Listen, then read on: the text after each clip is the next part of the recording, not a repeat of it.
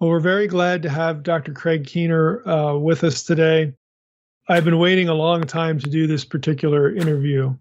When I saw that his massive 2-volume work on miracles was essentially being repurposed into a 1-volume book that we're going to discuss today, specifically for those of you who are already tuned in here, but we're going to talk about Miracles Today, the Supernatural Work of God in the Modern World, published by Baker with Dr. Keener. As soon as I saw this quote-unquote lighter version was coming out, I really wanted to have Craig on the podcast. I mean, we've interviewed him before, little snippet interviews at SBL and ETS and what, but this is the kind of resource that those who listen to this podcast already know. You know, we gravitate toward these things, useful material, useful content for the layperson and really anybody who's interested in biblical studies, the pastor.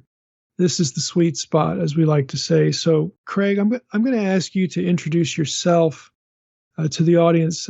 Who is Craig Keener? Give us a little bit of a background as to who you are and what you do. Sure.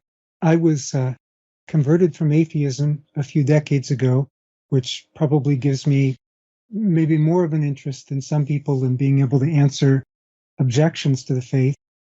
But also, I have a PhD in New Testament and Christian origins from Duke University.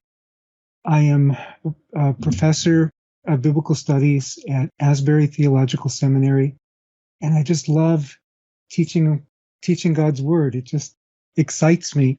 I can't think of anything more fun than to learn about and talk about God's Word. Yeah, and, absolutely. Yeah. What are some of the courses you teach? I teach historical Jesus. I teach Matthew. I teach Mark. I teach Acts. I teach Revelation. Sometimes I teach Romans. So I get to teach a lot of fun things. Okay, I have to ask you this question. When you teach Acts, do you make people read all 4 volumes of your commentary? No, actually I teach, and it's a PhD seminar, so I teach the doctoral level course, but no, I give them my shorter version with Cambridge, the 700-page 1 volume. Yeah, well, for those of you who don't know, this multi-volume work on Acts is just, well, how many pages is that? Like, isn't it like 4,000 pages or something? Yeah, about 4,500. Manuscript pages, it was a lot more, but they used small print and got it all in. Right. It's not the onion skin paper though, like with Bibles. Yeah. But it's a great set. I mean, especially like, I used to work at Logos, and it's great for mining all that material. But once you land somewhere, there's so much in there that you just want to read through the whole section that you're in, because I've used it a good bit and really like it. But I had to ask you that question. It's like, do I really want to sign up for this class?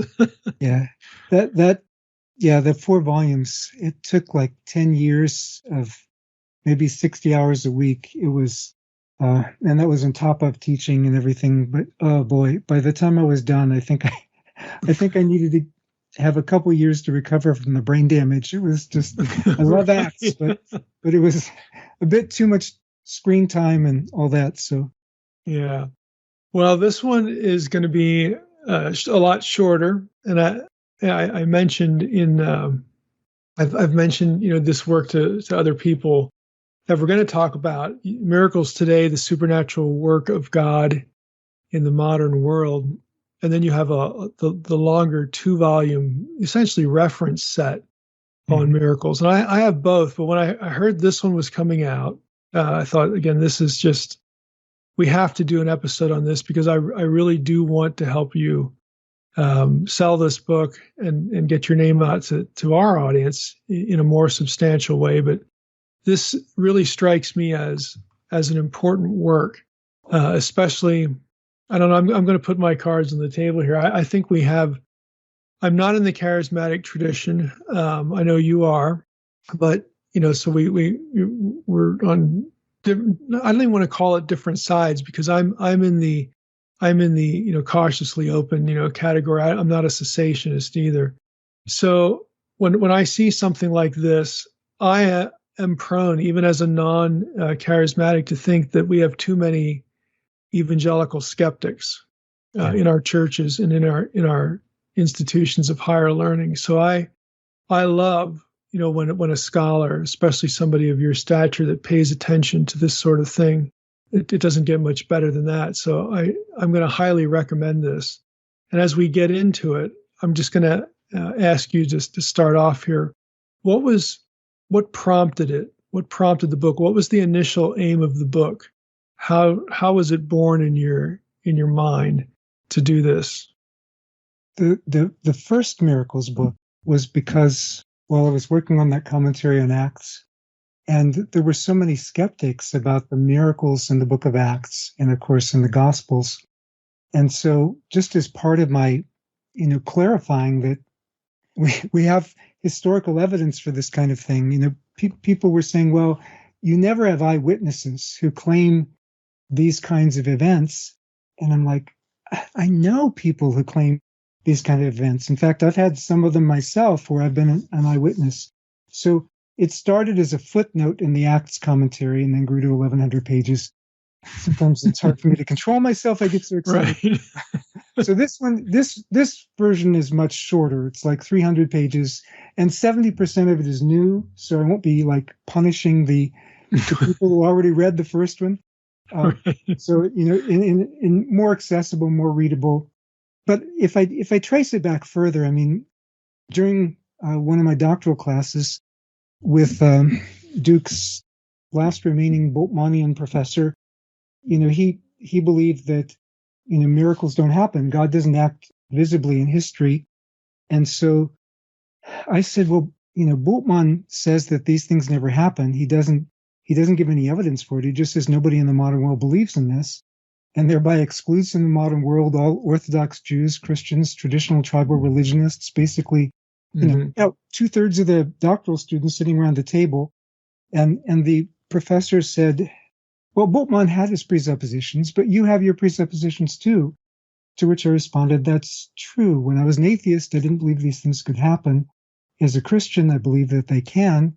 But if we want to take an academically neutral starting point and say maybe they happen, maybe they don't, let's look at the evidence. And so I started giving eyewitness accounts of things that I had seen or experienced, and then added, I think your next logical step to challenge what I'm saying would be to challenge my credibility as an eyewitness. Mm-hmm. And he just changed the subject at that point, I guess politely. but yeah, I don't understand how people can, if there's a traffic accident and you're interviewing witnesses, somebody comes along and says, well, I didn't see anything because I wasn't there, therefore I know it didn't happen. We wouldn't take that seriously. Why do we take it seriously with eyewitnesses of these kind of things? Yeah, especially if you were personally affected by that thing that you didn't see, you certainly know it happened. Yes. That is a bit of an odd sort of standard to maintain. Now you mentioned there are some things in your own life, maybe your life, your academic experience, that prompted this attention. I don't want to ask you yet because I am curious if any of the content of the book involves one of these episodes that you either witnessed or you had a close relationship to, maybe a friend or something like that. But we'll get to that. I think before we even jump into what you actually do in the book, we should start where you start, and that is to define miracle. So in your book, how do you define this? Because it's a word that gets thrown around a lot in churches, and I think it needs some care in defining. So what constitutes a miracle? Yeah, actually, that's a fundamental problem because there's no one consensus definition for it. So it's important to, I know sometimes when my wife and I are praying, she'll say, Lord, we need somebody else to help with childcare for this ministry. So she'll pray, God, I need a miracle. But that wouldn't be the way the book defines a miracle. I mean, the book defines it more strictly, not just an answer to prayer, Um, Hume defined it as, well, Hume's definition was interesting. David Hume was an Enlightenment philosopher, 1700s, who said that he defines miracles as violations of natural law and defines natural law as what can't be violated, and therefore defines them out of existence, but is there a circle there? Yeah, there's a vicious circle. So, but through most of history, people define miracles as special divine action that invited awe. And I think that's important, because as Christians, we believe that God is at work in everything. So you've got general divine action all around us. So the DNA, I mean, you can't get much more spectacular than that. Mm-hmm. But for people who don't have that big picture, God does sometimes special divine action, sometimes things that are out of the ordinary, that aren't just they don't repeat themselves over and over again like in nature. And so they're meant to get our attention in a special way. Well, I think that's sufficiently restrictive, to weed out just what, like your example, like an answer to prayer may or may not be one. The answer may or may not conform, to that definition. So it does have a more academic, not just feel to it, but it's more trying to characterize it here. It's more academically satisfying. I don't know if that's maybe an awkward way to put it, but as opposed to sort of just opening the floodgates to anything that looks impressive or is a surprise. That's a bit too wide.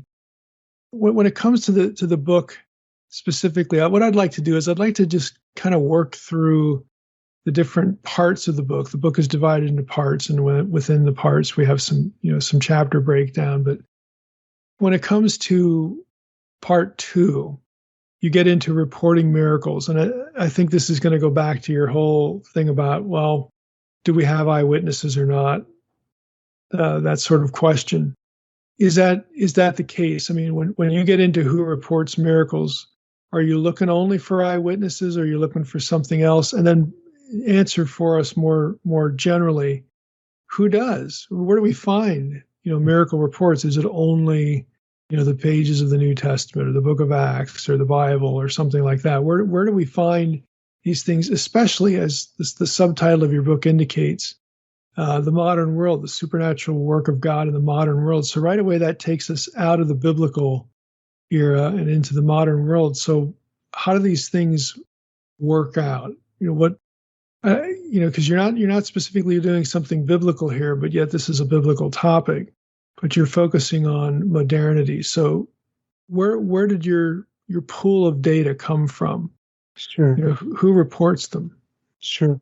I wanted to use the more recent evidence where it's more immune to the criticism, well, that happened a long time ago, we can't verify that, or something like that. So independent eyewitnesses, especially multiple independent eyewitnesses, count for good evidence in anthropology, sociology, law, journalism, and of course historiography, which is usually what I'm working in. So I went around collecting that data, and also looked at surveys that have been done in recent years. Like, again, going back to David Hume, he said that, well, you never have any credible eyewitnesses for this.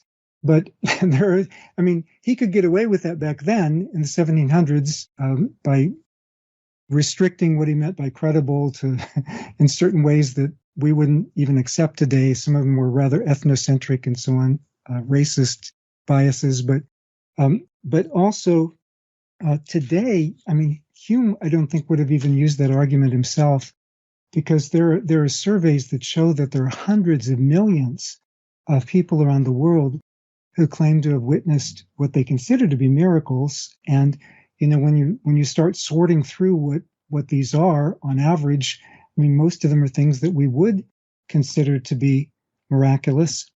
So we have hundreds of millions of Christians claiming this, and Sometimes people think, at least in the West, this is just Pentecostals and charismatics, but that's not true. It was over 1/3 of the people who don't claim to be Pentecostal or charismatic, but do claim to be Christian, who claim to have witnessed these things.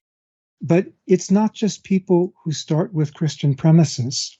So, for example, within the China Christian Council around the year 2000, there was a source that reported that about half of all conversions to Christianity in the previous 20 years, so maybe millions of people, were due to what they called faith healing experiences. And some of the house church estimates in China for that period were even higher. Dr. Balkrishna Sharma from Nepal told me that about 80% of converts to Christianity in Nepal are due to healings and exorcisms. And I've talked with students, my students, the different seminaries where I've taught, here at Asbury, when I was on study leave working on this book at TEDS, just talking with students from different parts of the world, and how many of the students from India were converted to faith in Christ, first generation Christians, because of miracles they experienced or visions that they had, or so on. I don't really deal with visions in the book, but it's just a lot of that. It sounds suspiciously biblical.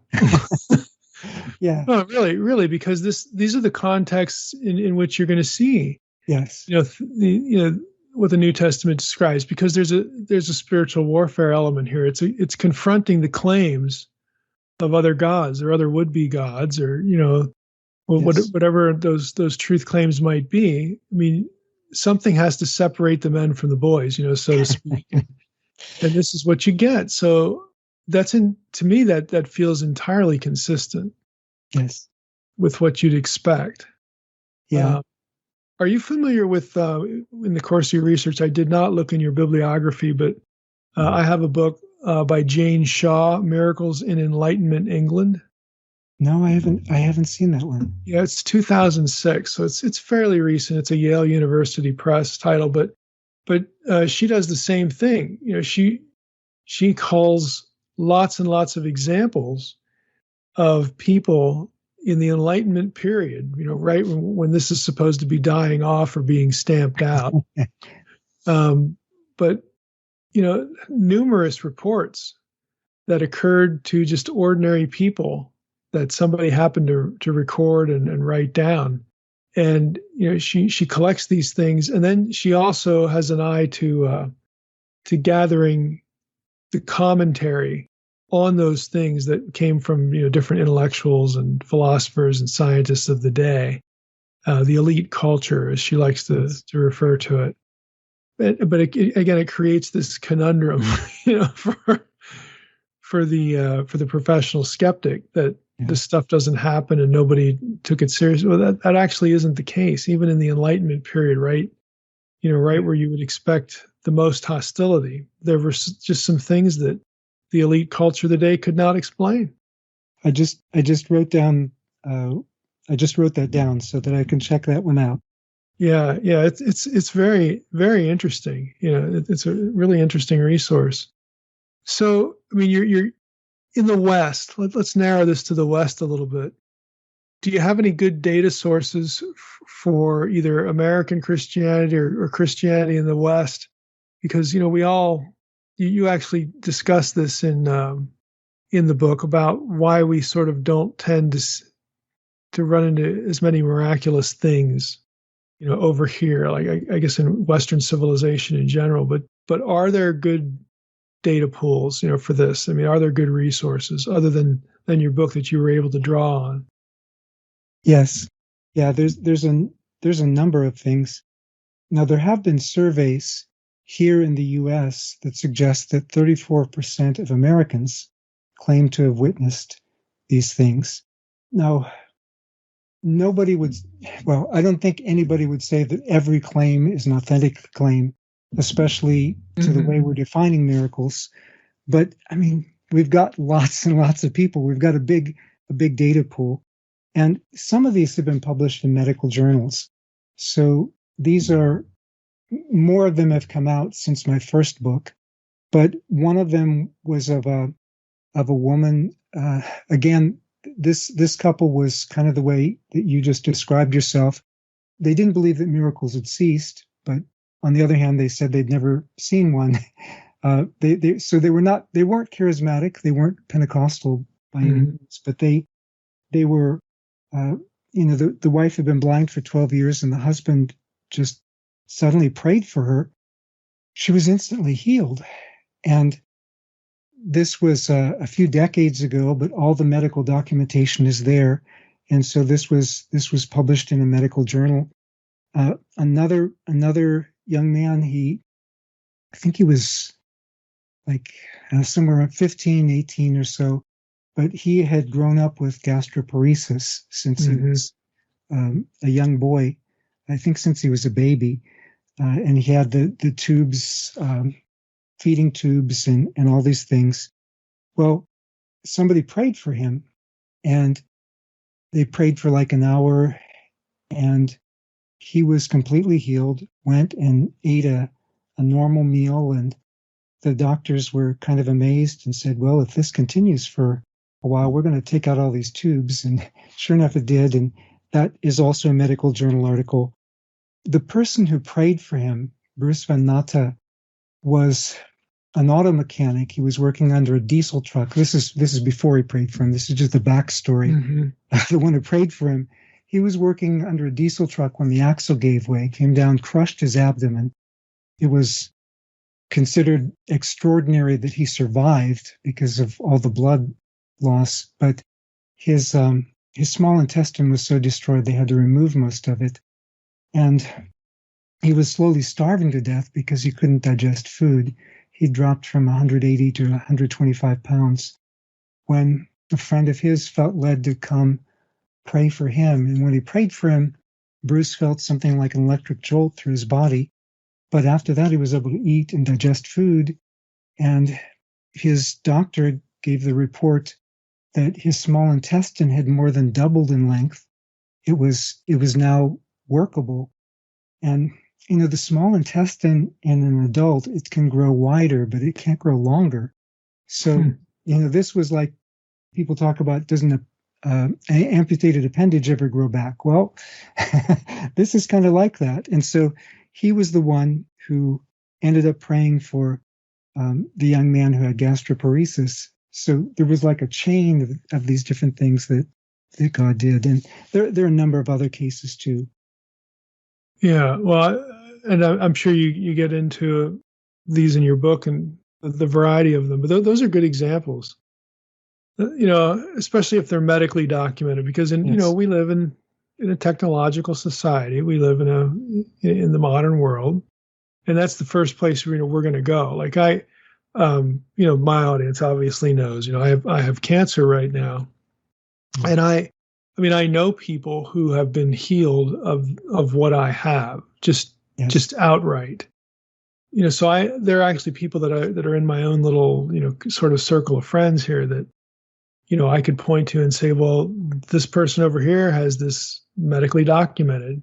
It was there one day and it's gone the next, just in response to, in this case, the case I'm thinking of specifically, his own prayers, but it had been a condition he had been dealing with for almost a year and a half, but it was just gone. It's like it was never there. And, to go into the doctors and report all that and have it documented. I mean, the point is that, these things do happen. Yes. They really do. The world is a lot stranger than we think, or than some people want us to think. Yeah. Let's ask the question, or another question in a bit of a different way. Do you think we're wrong in wanting proof? No. Because the flip side of this coin is that we somehow violate God's power or authority if we, like the example you just gave. Well, if you ate this meal, but if this continues for a few weeks, we're going to take out the feeding tubes.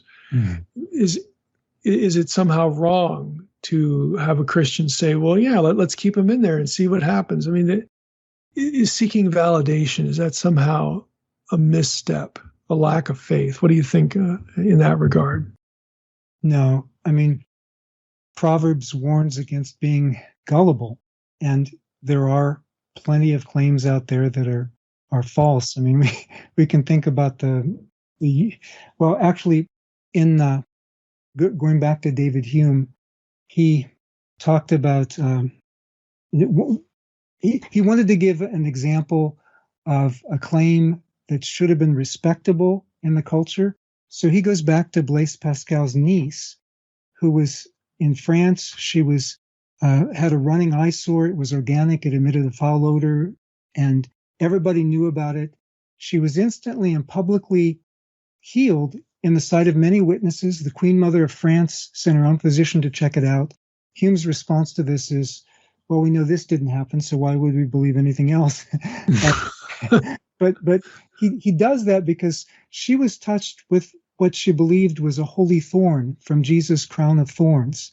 Now, there were so many fake relics floating around at that time. Neither I nor most people would believe it actually was a thorn from Jesus' crown of thorns.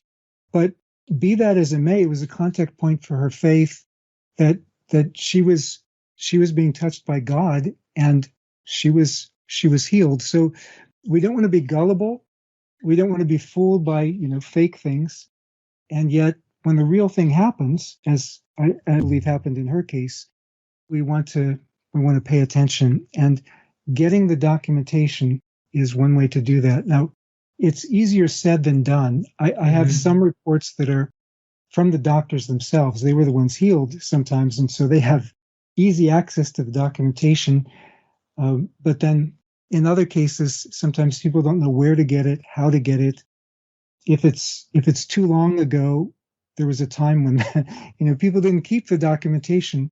And if it's too recent, people say, that's too recent. Maybe they'll relapse. So we can't get it in every case, but we can get it in enough cases to show, yes, these things do happen. Yeah, I always think of a situation like in the Gospels where Jesus will heal somebody and then he'll tell the person, hey, go show the priest, and, that this conforms to the to Torah and what this is the procedure we do. And I'm not obviously going to say that we would have the same agenda there or the same reasons for documenting this sort of thing as Jesus might have had.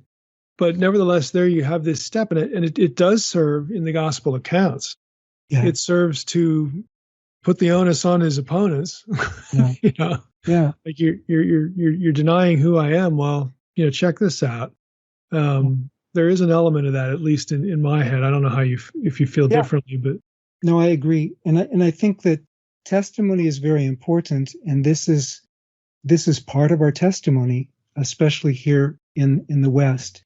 What we don't want to do, and this is, I think, where people get this idea, but it needs to be read in context, is when people came to Jesus and said, show us a sign from heaven. Well, he had been doing signs all over the place. His followers knew it because they were following him around.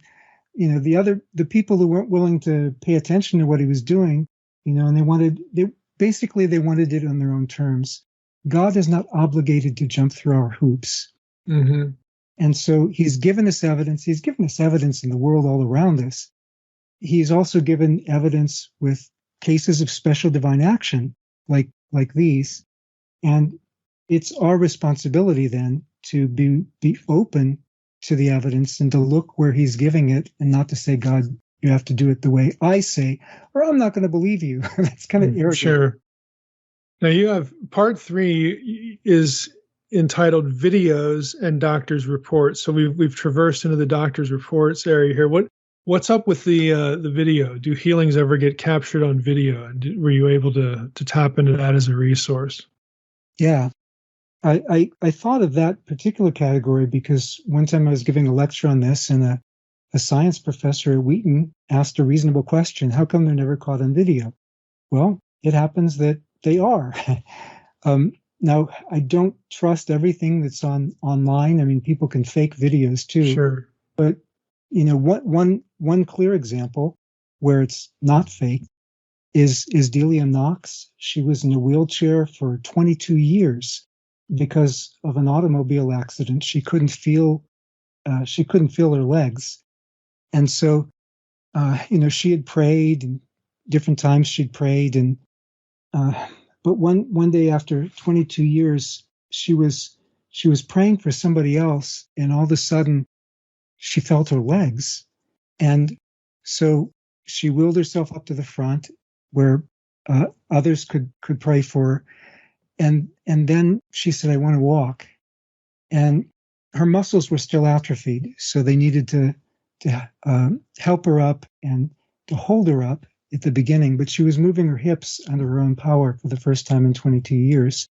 And so this was posted online because the church service was posted online. And skeptics were saying, "Oh, you call that walking?" But I mean, it was the first time she'd moved her hips in 22 years.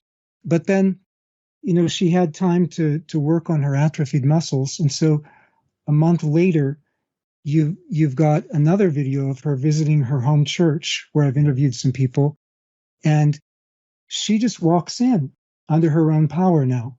And how did critics respond to that? Well, one of the critics said, "Oh, she must have just faked her paralysis for 22 years." Like, who in their right mind would fake? Well, that inspires awe in me. So I guess that's a miracle. Yeah, it's yeah. That's anyway. Pretty desperate. Yeah. Gosh. Well, you have another in part 4. Well, let's stay in part 3. You have Back from Virtual Brain Death and Vignettes of Brain Recovery. What's that about? Those are about people who actually, in many of those cases, the people were considered dead by usual means. Some modern standard. We talk about what's the definition of miracles. There's also a question around definitions of death, so to speak. But their heart was stopped for like 10 minutes or sometimes 20 minutes or sometimes hours. And so, but these are the cases where it's more disputable whether they were actually clinically dead or not. So is this like waking up in the morgue, that kind of thing, or in a hallway? Yeah. Some of those. One chapter I devote to a case that was it made a lot of news a couple decades ago, and that was of a young man who was in a traffic accident. The scans showed that the white part of the brain, that was the part that was alive, the black part was dead. It was basically all black. And so, they were telling the family, you need to take him off life support. This is, there's nothing more that can be done. And his brother, who is blind, this is not claiming that God heals everything, but his brother who was blind was like, "No, Mom, we can't take him off. I feel like God is going to do something." And his mom was like, "We need to listen to the doctors. They know what they're doing." And it's true. I mean, the doctors that have experiences with this, a lot of people are praying for a miracle and they don't see one. And so in any case, the mom said, "Okay, I'll give you one more day." And so he went to his brother's side and was praying. And then he said to his brother, "If you can hear me, squeeze my hand." He squeezed his hand and he said, "Nurse, nurse."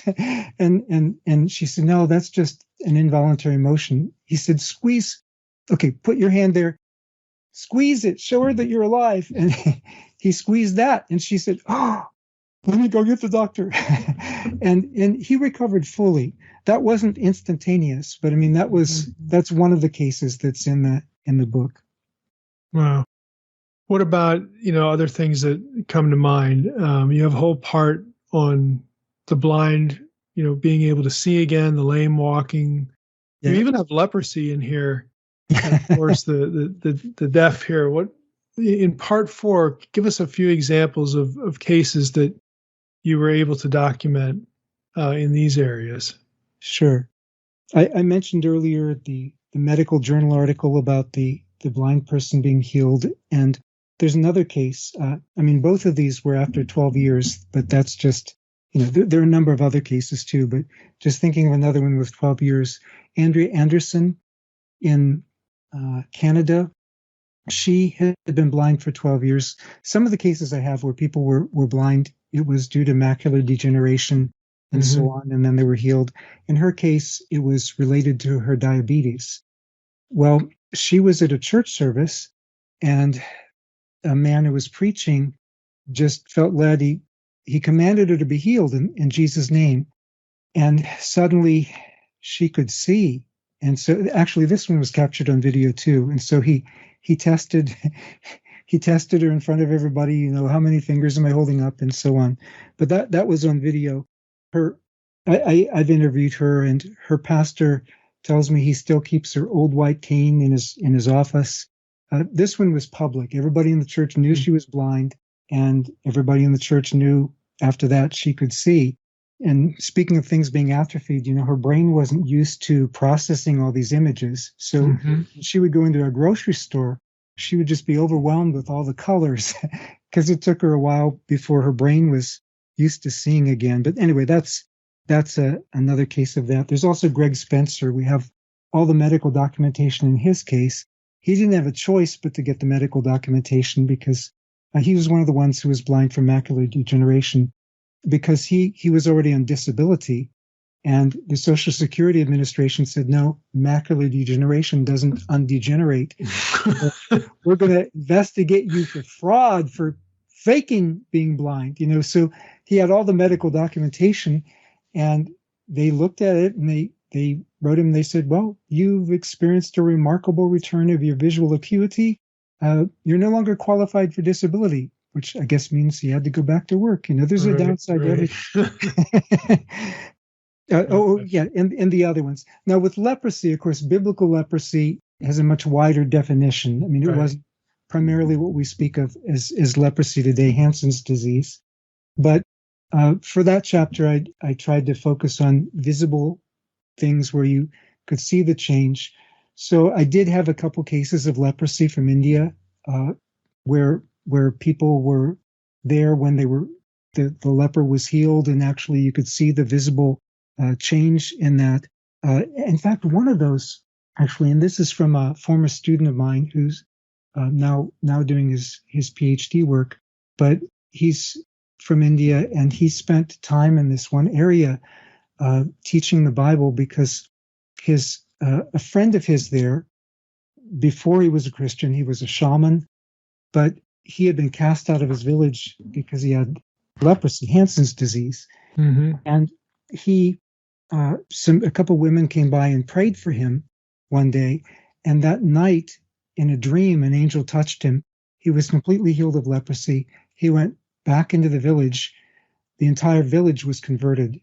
And by the time my friend went there to minister with this guy, half the region had become Christian, and raisings of the dead and all sorts of were reported there. And this was the way people were coming to faith, just like we see in the Gospels and Acts on the cutting edge of evangelism. In terms of deafness healed, there are lots of examples of that. There was a girl who was 9 years old. She was deaf without her hearing aid, but she was praying that God would heal her.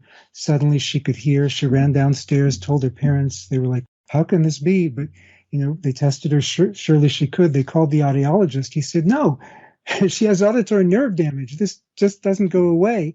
But sure enough, she was tested again. The audiologist says, I have no way to explain this, but she can hear. She has the auditory nerve damage is completely gone.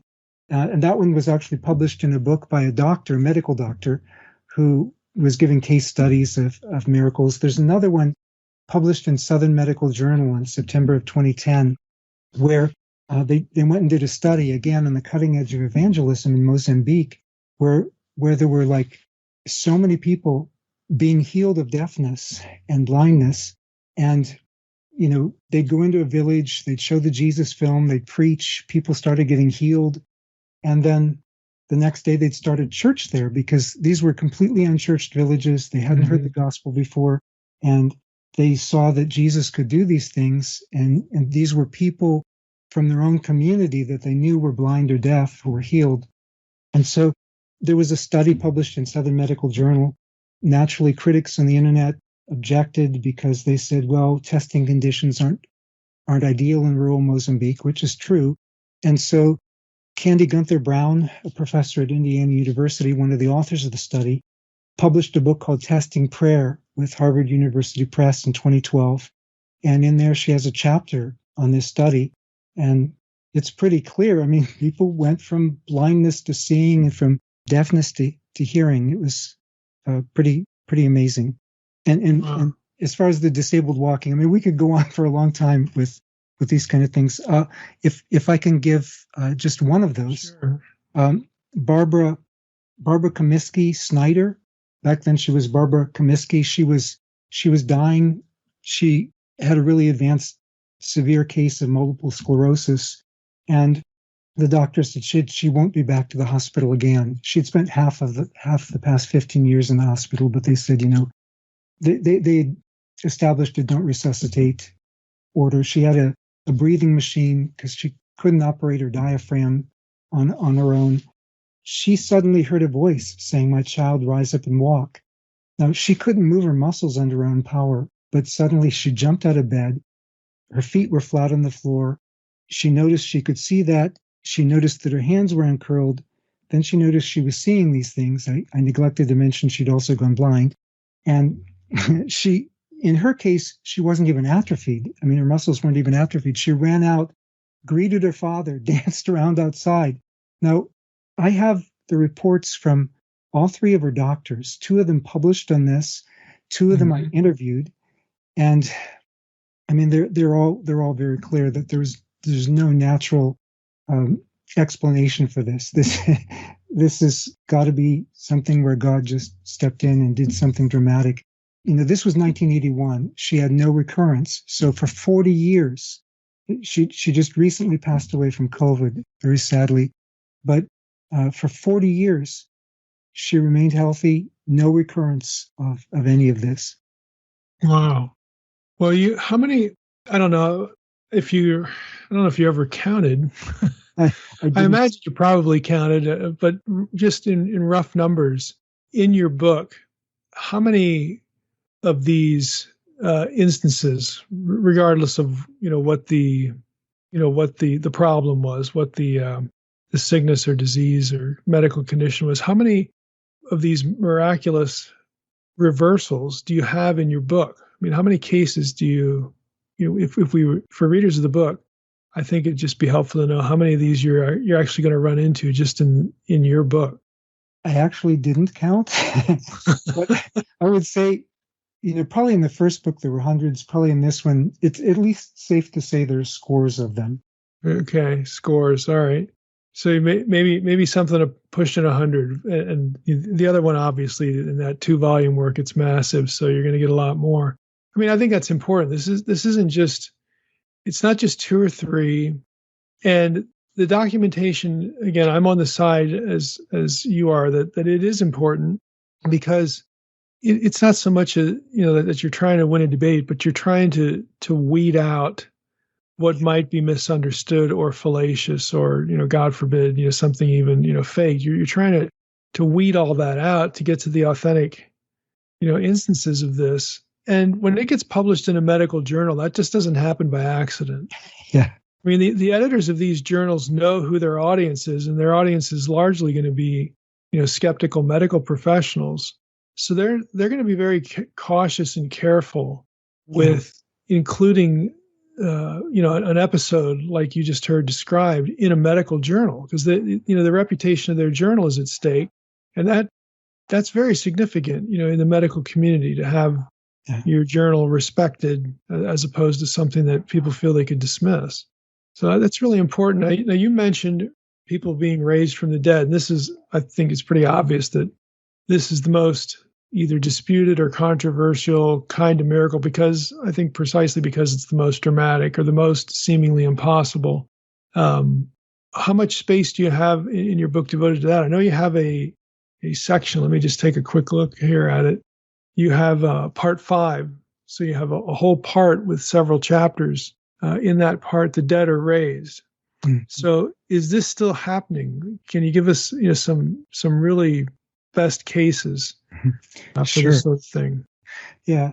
And one reason people can sometimes dismiss some things as merely psychosomatic, not to say that psychosomatic doesn't need to be cured too, but it's really hard to define somebody as psychosomatically dead.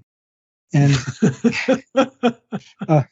Right. But also, How would you know? yeah, yeah. Also, I should add this, that regarding doctors, there was a survey done of physicians, and over half of them said that they had witnessed things they considered to be miraculous. So, and this was in the context of questions about, do you believe in miracles the way they happen in the Bible and so on. So, and of course, the people who don't believe in any possibility of this would never define anything that way. But there are a number of doctors and there are actually collections of articles by doctors who report these things. But in terms of raisings from the dead, one that really got my attention. Now, this was in a place where they didn't have medical documentation because they didn't have medical help available, which is one reason why people needed the miracles more. I mean, God doesn't do them just to entertain us, but this was Antoinette Malambe. She talked about, she shared with me how her daughter, Therese, when she was 2 years old, was bitten by a snake. She found her not breathing, no medical help available, so she strapped her to her back and ran to a nearby village where a family friend was doing ministry. He prayed for Therese. She started breathing again. The next day she was fine. I asked Antoinette Malambe, how long was this? She said about 3 hours that she wasn't breathing. Now, this is not by any means the most dramatic case that I have, but it really impressed me because Antoinette Malambe was my mother-in-law, and Therese is my sister-in-law, who has a master's degree. I mean, she has no brain damage. 6 minutes with no oxygen, irreparable brain damage starts in. But anyway, that one got my attention because it's, from within my own family. But we have accounts from the West also. Sean George, consultant physician at Kalgoorlie Hospital in Australia, died of a heart attack, and they spent an hour and a half basically trying to revive him. Shocked him 13 times with a defibrillator, gave him 1,000 chest compressions, something like that. And I have the exact figures in the book. It's just I don't remember the precise things. But he, finally they said, well, there's obviously nothing we can do. I mean, all his systems have shut down. He'd be a vegetable just sustained by life support if we just kept him on the machine. His wife arrived, who was also a doctor, Sherry Jacob. She fell down beside the bed and prayed, and suddenly the heart monitor sprang to life. And they were like, oh boy, well, we better do what we're supposed to do as doctors, but this is the worst thing that could happen because, she's going to have to decide when to take him off of the ventilator. But 3 days later, he awoke completely well. He read his own chart. He's back in medical practice. He has all this documentation publicly online on his website. He's a doctor. He knew where to get it. He's got the defibrillator logs posted there. His colleagues, some of whom were Muslim or Hindu, agree this is a miracle. What happened? And another account from Chauncey Crandall, a cardiologist in West Palm Beach. He was called in to certify in the ER the death of a patient, signed the death certificate because they had been working for 40 minutes to revive the guy, but he had been flatlined for like 40 minutes. Nothing, defibrillator, nothing had worked. So he sadly signed it. He was going out, but he felt led to go back and pray for this man to have a second chance to know the Lord. Obviously, this doesn't happen very often, obviously, but anyway, he went back in and he prayed for the man to have a second chance to know the Lord. The nurse is glaring at him like, Dr. Crandall, you've lost your mind. They shocked him with the defibrillator one more time, and suddenly he's got a normal heartbeat. And the nurse starts screaming, Dr. Crandall, what have you done? and the guy, Jeff Markin, he had no brain damage.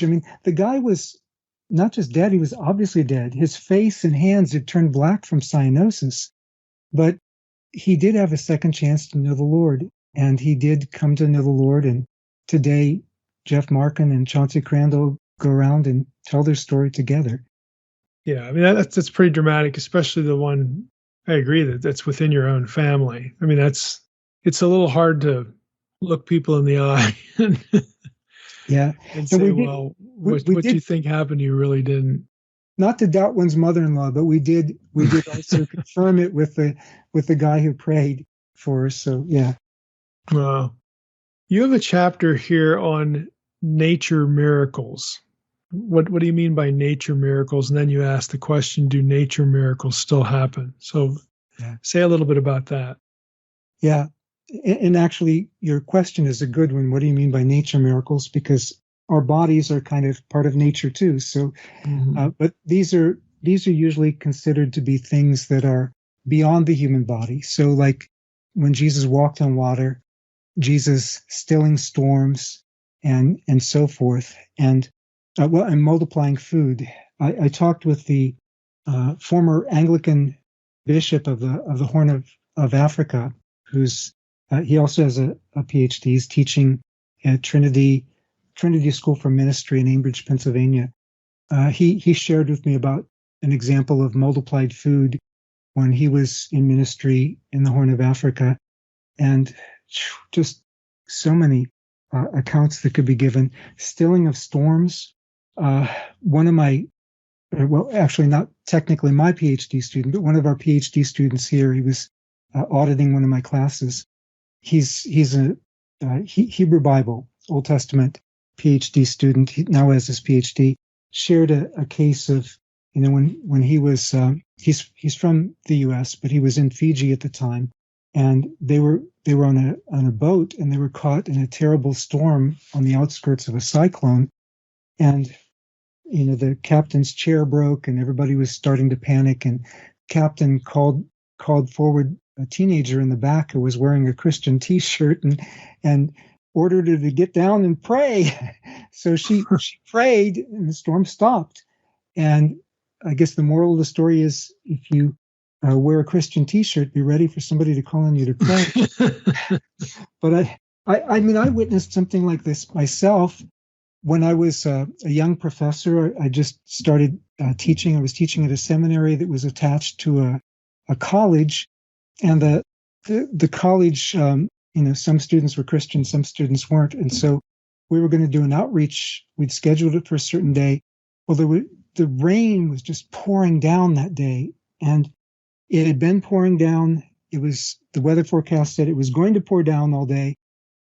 And a sophomore biology major led us in a prayer for the rain to stop so we could do our outreach on this campus. And suddenly the rain stopped. And in a few minutes, the sun came out, and the sun shone the rest of the day, no more rain. So, I mean, yeah, God does things like this today. One more question. And this sort of loops us back to the beginning. Why is it, or at least it seems, and I'm sort of taking it as a given, why is it that we don't see as much of this in the West? Or do you think that is a misperception? I think there may be an element of misperception in that God often does things, and because of our skepticism, we just almost ignore it. These are anomalies, these are one-offs, and so they don't get talked about as much unless you ask somebody point blank, have you ever seen anything like this? And then they may tell you. But on the other hand, I think it's not just a misperception. God does things more where they're needed. Jesus taught us to pray for our daily bread, but that didn't mean people weren't supposed to go out and work for it. And after Jesus feeds the 5,000 and the 4,000, he says, gather up the fragments that remain. You won't need a miracle for your next meal. So he doesn't do it just for our entertainment. He does it where it's really needed. God has provided us medical technology. That's a gift. And we should praise God for that gift. And also, God does the dramatic things. It's not like God doesn't answer prayer elsewhere, but God tends to do things more dramatically, not exclusively, but more dramatically on the cutting edge of evangelism. Some people have estimated that somewhere around 70% of Christian growth around the world today is due to signs and wonders. So, these things that get people's attention for the gospel. From my perspective, that is actually the kind of thing that I look for when someone shares a story, Yeah. or when I read something about it. Because to me, like I said, This sounds suspiciously biblical, because it makes all the sense in the world to me to have first century Book of Acts conditions Mm-hmm. where God would choose to act in the same way. Mm-hmm. You have a dearth of the gospel. Maybe they've never heard it at all. It needs, again, validation in response to false gods, false teaching, whatnot. And it's an act of spiritual warfare. It's a confrontation at the heart of it. And that mimics what's going on in the first century really well. So why would we not expect God to do the same sorts of things for the same reasons? Yes. So that feels entirely reasonable to me, to look for that. So I'm automatically inclined. I mean, I wouldn't be one that would say, well, unless you have those conditions, then it's not a real miracle. I mean, that's absurd too. Mm-hmm. But just in terms of the sheer volume, we'll say, or purpose or context, like you said, the cutting edge of evangelism, to me that makes a lot of sense because it mimes the first century. It mimes what we have in Scripture. Nobody's doing miracles in the Book of Acts for entertainment, right? Or to build their own kingdoms, build their own audience. Get likes on Facebook or something. It's just nobody's doing that to build their own reputations. It's all very focused. It's ministry focused. It's evangelism focused. So why would we not expect to see that? Yeah. And the flip side of that is, I think that is a good way to judge the validity of other things. Yeah. Because when all you see come out of something that, again, was supposedly a miracle is, well, lots of more money, flowed into our ministry, or I could finally afford that Bentley that my, yeah. Well, look, silver and gold have we none. That, yes. I mean, that is not a first century context. Right. So I tend to be very suspicious of that on the other side as well.